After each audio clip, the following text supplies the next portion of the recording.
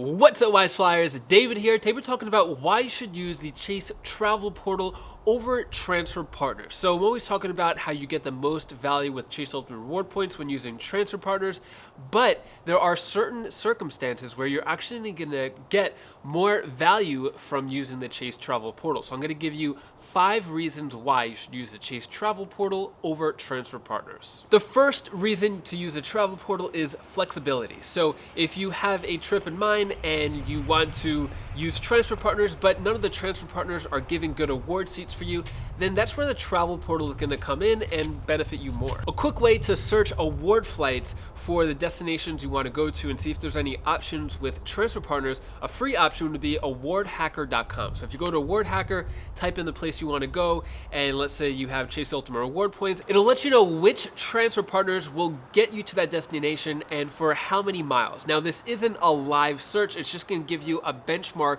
of the lowest amount of miles or points it'll cost to get to that destination. The next step from there is to go to that actual loyalty program and then see if there's availability for the dates that you want. And a paid option here would be Juicy Miles, where you could actually see the award availability for the dates that you want. So it's actually a live search, not just showing approximately how much it would cost, but showing you the actual results. And then you just click through Juicy Miles and it takes you to that award site or the loyalty program. Then you would see if there's availability, double check, then transfer the points over from Chase over to that loyalty program, then you could book that way. And if you're curious about Juicy Miles, I have a link down in the description below of me doing a review of how the service works. The second reason to use the Chase Travel Portal is to avoid taxes and high fuel surcharges. So depending on which loyalty program you're going to transfer your points to, if you were to use a transfer partner, sometimes the miles could be, 20,000 to get to Europe, but then the fuel surcharges could be up to $200, $300. But when you book through the Chase Travel Portal, you don't have to pay any additional fees, no extra taxes, no fuel surcharges.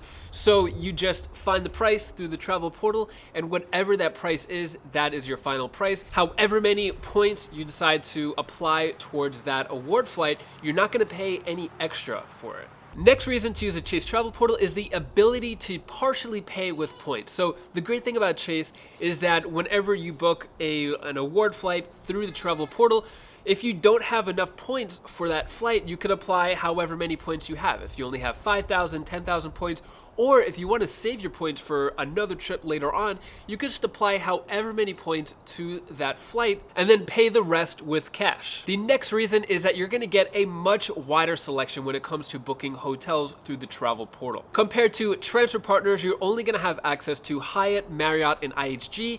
And honestly, I've never transferred to Marriott and IHG, but Hyatt is probably my #1 transfer partner that I use Chase Ultimate Reward Points for. I've gotten a ton of value with Hyatt hotels and award stays all around the world, but Hyatt doesn't really have as big of a footprint as other hotel loyalty programs. So if you need a place to stay and you're traveling, then that's where the Chase Travel Portal will really help you out, because it doesn't just stick to Marriott, Hyatt, or IHG. It's a wide range of boutique hotels, bed and breakfast. You could go to a lot of different hotels, and they're actually a lot cheaper. I've seen hotels in there that are as cheap as 2,000 to 3,000 points per night. Now, the only thing to be cautious of whenever you book hotels through the Chase Travel Portal is sometimes there may be resort fees later on or other additional hidden fees. So if you find a hotel through the Chase Travel Portal that you're thinking about using, I recommend calling up the hotel and seeing if there's any fees after the award flight is booked or the award hotel is booked. So my daughter Kalea just joined me. So